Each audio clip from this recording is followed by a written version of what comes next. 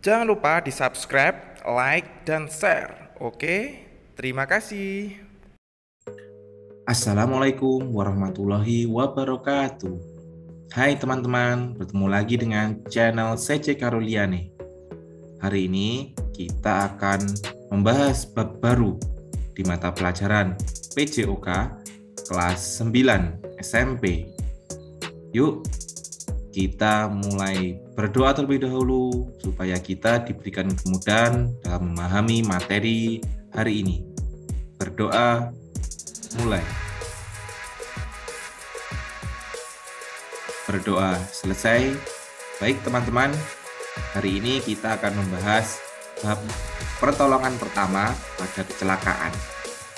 Sebelum kita masuk ke materi, kita lihat tujuan pembelajaran kali ini, yaitu 1.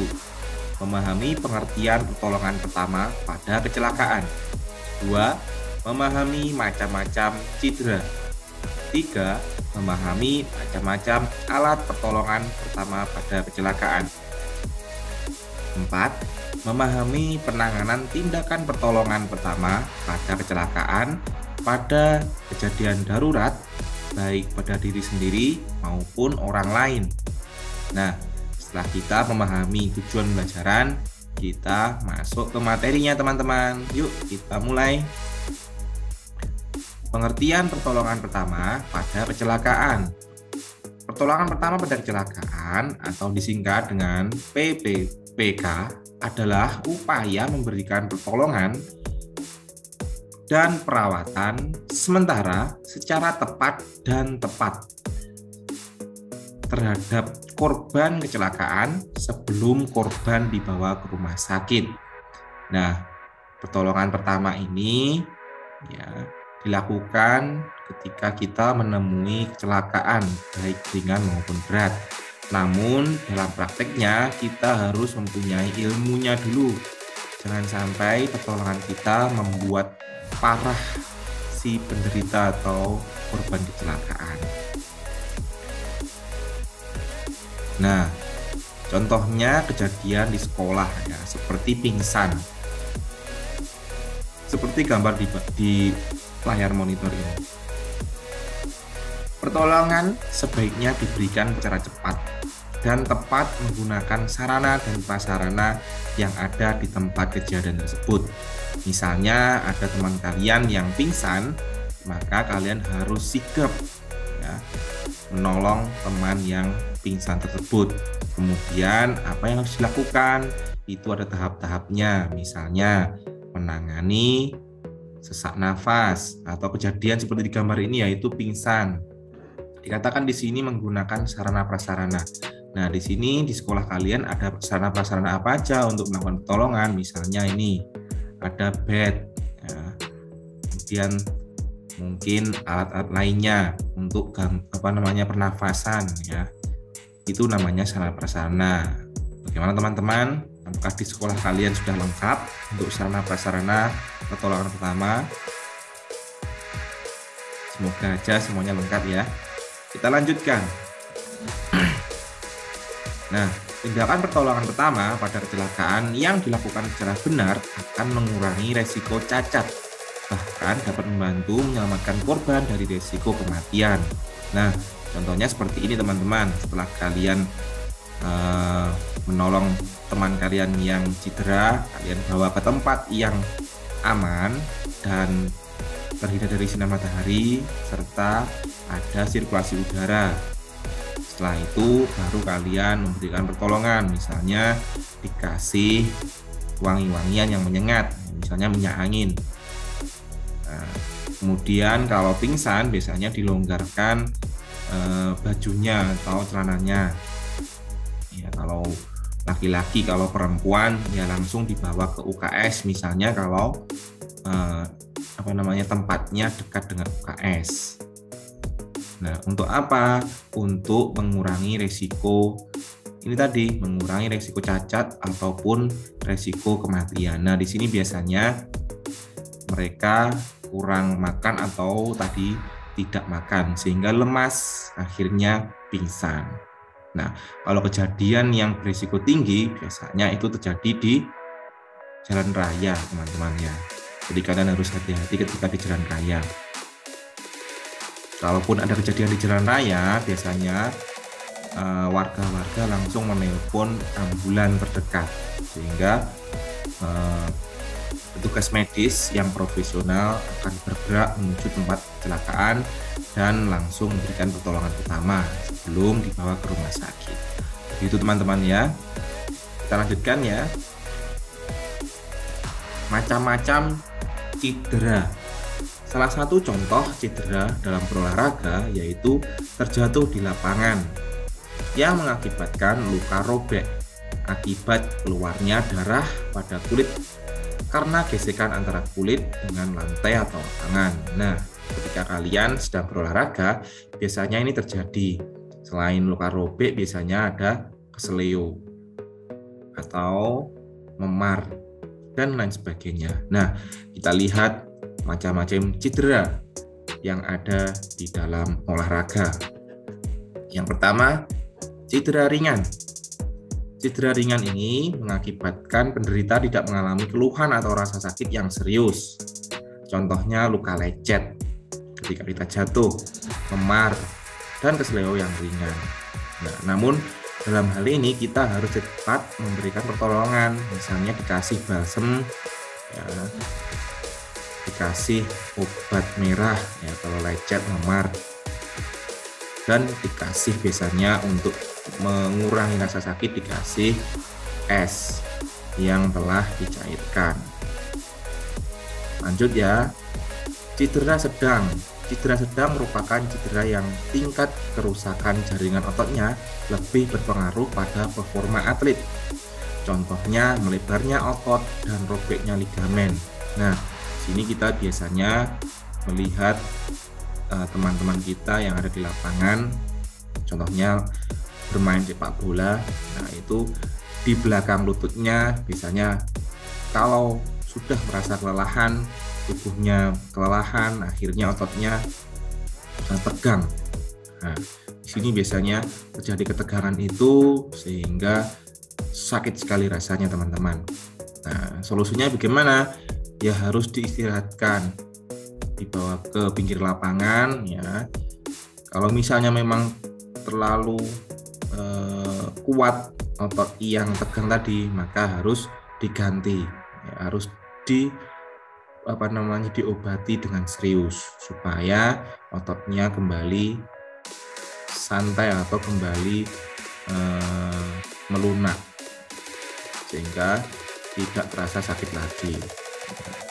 Nah, di sini biasanya kita kalau sudah terjadi itu, maka kita harus cepat tanggap dalam mengobati atau memberikan pertolongan pertama. Kalau ini dibiarkan, maka atlet akan mengalami rasa sakit yang parah atau yang luar biasa. Ini termasuk masih cedera ringan ya, ketarik otot tegang seperti itu. Nah, yang ketiga ini adalah cedera berat, teman-teman. Cedera berat ini mengakibatkan perobekan hampir seluruh bagian otot, ligamen, dan fraktur pada tulang yang memulihannya memerlukan istirahat total. Pengobatannya intensif, bahkan tindakan operasi. Nah, cedera berat ini biasanya patah tulang, ya, misalnya patah tulang atau robek ligamen atau ototnya ototnya kepluntir, ya, kesleo, sambungan tulangnya mesle dan sebagainya. Nah, ini termasuk dalam kategori cedera berat, teman-teman, dan harus dipulihkan dengan intensif dengan tenaga medis yang profesional. Karena kalau sudah berat berarti harus dibawa ke rumah sakit supaya cepat diobati dan diberikan penanganan. Selain itu, pengobatan intensif biasanya kalau sudah patah tulang, ya, robek ligamen itu perlu dioperasi untuk rekondisi. Misalnya sobek, patah atau mesle harus direkondisi, artinya harus diletakkan di sambungan yang aman. Nah, nanti kita akan coba bahas ini lewat video teman-teman ya. Ini masih presentasi atau masih materi saja. Baik teman-teman, sampai di sini semoga bisa dipahami ya. Kita lanjut ke cedera, macam-macam cedera yang mengenai bagian tubuh. Jadi tubuh kita rentan akan cedera kalau kita melaksanakan aktivitas, khususnya berolahraga. Ya, kita lihat kalau ada singgungan atau tubrukan badan pasti sering sekali cedera, khususnya dalam olahraga-olahraga yang memerlukan kontak bodi. Nah, di sini satu, luka pada kulit. Luka pada kulit seringkali terjadi pada saat terjatuh dalam berolahraga di lapangan. Biasanya lukanya lecet yang disebabkan karena kulit bergesekan dengan lantai atau permukaan yang kasar. Nah, ini biasanya ketika kita jatuh di lapangan basket atau kita mungkin jatuh di lapangan bola dengan meluncur sehingga akan membuat lecet kulit kita. Pengobatannya gampang, ya, dibersihkan dulu yang lecet ini, kemudian dikasih antiseptik, obat merah, kemudian baru dikasih kapas untuk menjaga sterilisasinya. Lanjut teman-teman. Nah, yang kedua adalah kram. Kram itu apa? Kram adalah otot yang meregang atau kontraksi yang berlebihan akibat kelelahan otot. Gejala kram tampak pada tertariknya otot sehingga otot berkontraksi dan menimbulkan nyeri. Nah, sering kita lihat pemain sepak bola ya, yang kram otot karena merasa sudah kelelahan, sudah berjuang 2 kali 45 menit dan terus bertahan di pertandingan itu, akhirnya ototnya tidak kuat. Nah, akhirnya mengalami kram dan menimbulkan rasa sakit yang luar biasa, dan pelatih akhirnya menariknya karena memang sudah tidak bisa melanjutkan pertandingan. Nah, pengobatannya atau penerapan pertolongan pertamanya yaitu ya harus dibawa ke pinggir lapangan, kemudian dikasih obat berangsang untuk mengurangi ketegangan. Artinya ada yang disemprot itu, yang putih-putih itu, ataupun nanti dikasih air hangat supaya otot yang tegang tadi menjadi renggang atau menjadi lunak, sehingga rasa sakitnya akan berkurang, untuk peredaran darah pun juga akan lancar. Masih banyak lagi untuk menangani kram ini. Tentunya kakinya harus diluruskan, jangan ditekuk, karena kalau ditekuk kramnya akan lebih hebat lagi dan rasa sakitnya akan sangat sakit sekali. Lanjut ke nomor 3, yaitu kesleo atau cedera otot. Nah, kesleo adalah berubahnya atau bergesernya otot dari ligamen pada persendian. Kesleo disebabkan oleh pemanasan yang kurang maksimal sebelum melaksanakan olahraga dan pemakaian alat olahraga yang salah.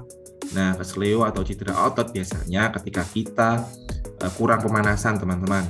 Jadi kalau kita sebelum melakukan olahraga, aktivitas, kita harus melakukan pemanasan supaya otot-otot tubuh kita lentur, tidak kaku. Sehingga ketika kita melaksanakan gerak, otot akan mudah untuk mengikuti gerakan kita. Nah, kalau kita kurang pemanasan, maka yang terjadi adalah tertariknya otot, kemudian kesleo.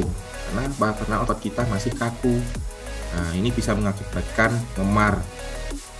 Ini pengobatannya bagaimana, teman-teman? Pengobatannya gampang. Selain kaki yang memar ini diangkat ya, biar peredaran darahnya turun, tidak menuju ke memar. Karena kalau memarnya parah akan mengakibatkan bengkak. Nah, selain itu juga dikasih air es supaya tidak menimbulkan memar yang parah dan meredakan rasa sakitnya. Seperti itu, teman-teman. Lanjut, yang ketiga, patah tulang. Nah, ini patah tulang ini yang parah ya, fraktur tulang. Patah tulang dibagi menjadi 2 macam, yaitu patah tulang terbuka.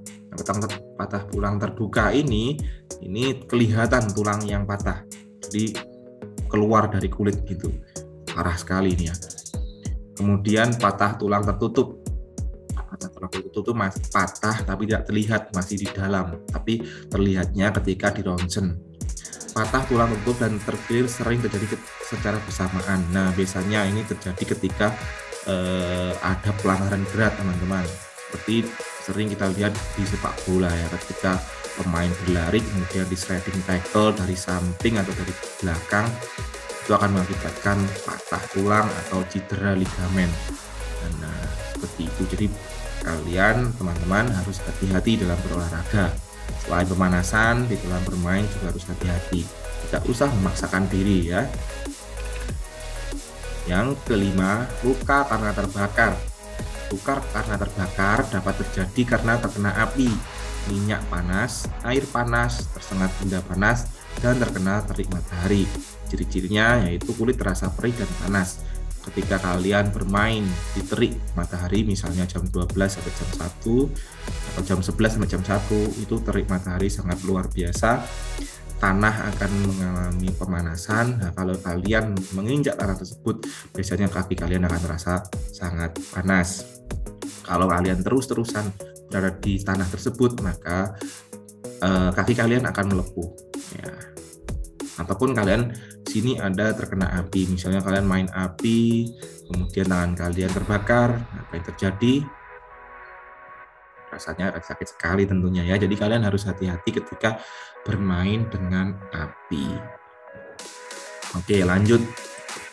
Yang C, macam-macam alat pertolongan pertama pada kecelakaan. Nah, kalian pasti di sekolah ada ruang UKS, teman-teman. Apakah kalian pernah menghuni atau pernah dibawa ke UKS? Semoga aja tidak ya, teman-teman. Nah, di dalam ruang UKS itu ada alat-alat atau prasarana yang gunanya untuk menangani pertolongan pertama. Yang pertama di sini ada kapas. Kapas itu digunakan untuk apa? Untuk membersihkan luka yang digunakan setelah dibasahi air yang bersih atau dengan alkohol. Kapas juga digunakan untuk mengoleskan obat antiseptik pada luka. Nah, kapas ini teman-teman gunanya tadi setelah luka dibersihkan pakai air atau alkohol, maka akan dibersihkan menggunakan kapas. Kapas juga bisa menggunakan untuk menutup luka setelah diberikan obat antiseptik. Lanjut, perban atau kasa. Nah, perban atau kasa ini hampir sama dengan kapas, tapi kapas lebih digunakan untuk membersihkan. Kalau perban ini menggunakan bahan yang tipis dan steril yang digunakan untuk membalut luka agar terhindar dari infeksi. Nah, setelah dikasih kapas, kalian memerlukan kasa ini ya untuk membalutnya agar tidak jatuh atau tidak bergeser dari tempat luka sehingga tetap steril. Kalau tidak steril bagaimana? Akan mengundang penyakit sehingga luka tadi akan ada infeksi dan akan lebih parah lagi untuk lukanya. Yang ketiga, sini ada plester. Plester merupakan perekat yang digunakan untuk melekatkan perban atau kasa yang ditutupkan pada luka. Pada luka ringan dapat menggunakan plester yang mengandung obat antiseptik. Nah, biasanya di sini di dalam kotak obat itu, di kotak obat sekolahan maupun rumah itu ada plester seperti ini. Nah, biasanya di sini langsung ada antiseptiknya sehingga kalau tangan kita kebacok karena pisau atau luka lecet itu langsung dikasih plester yang ada antiseptiknya. Tidak perlu dikasih obat merah lagi, tapi perlu kita cuci terlebih dahulu supaya lukanya bersih dari benda-benda yang mengakibatkan infeksi. Setelah bersih, kasih alkohol, kemudian dikeringkan, baru dikasih plester. Seperti itu teman-teman ya.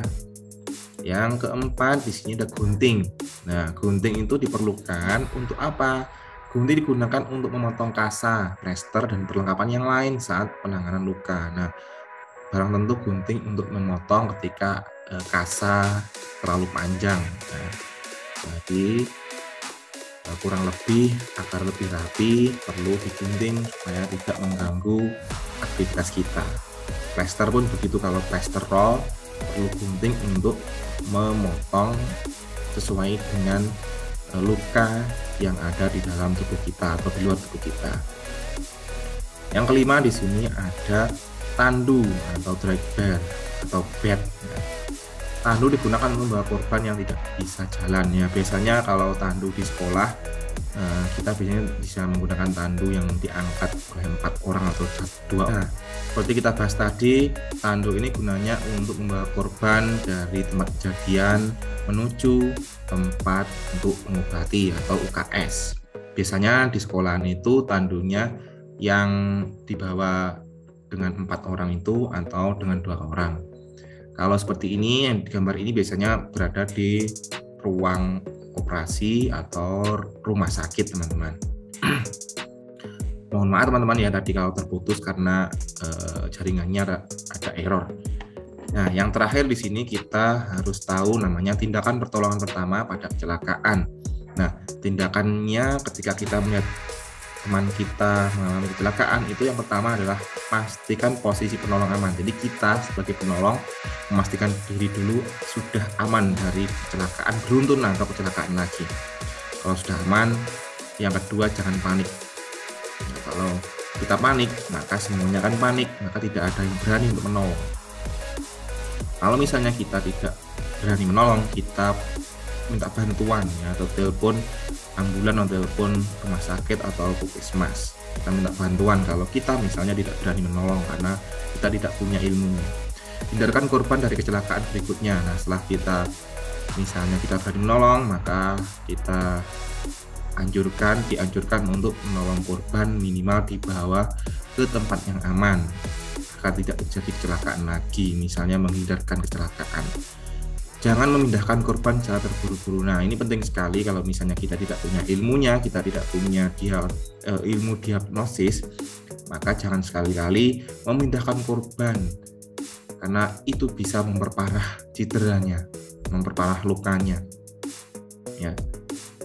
Kalau misalnya kita tidak berani langsung saja di sini, segera dibawa ke rumah sakit terdekat. Nah, kita langsung telepon aja rumah sakit, ambulan akan datang dan langsung diobati, langsung dibawa ke rumah sakit. Itu lebih aman kalau kita tidak berani menolong ya. Jadi seperti itu teman-teman kalau kita mempelajari pertolongan pertama. Nah, untuk lainnya kalian bisa ikuti tindakan atau ilmu-ilmu tentang pertolongan pertama pada ekstrakurikuler PMR. Nah, di sana nanti akan kalian ketahui bagaimana cara menangani korban pingsan, korban tergilir, peralatan-peralatan apa aja yang dibutuhkan, bagaimana caranya, SOP-nya seperti apa. Kalian akan mendapatkan ilmunya di sana. Jadi jangan tunggu lama lagi, silakan gabung di ekstrakurikuler PMR. Kalau tidak ada, maka kalian bisa usulkan kepada wali kelas atau sekolah. Oke, terima kasih. Mohon maaf tadi terjadi error di tengah penerangan atau penjelasan. Semoga bermanfaat. Sampai jumpa di video berikutnya. Saya akhiri. Wassalamualaikum warahmatullahi wabarakatuh.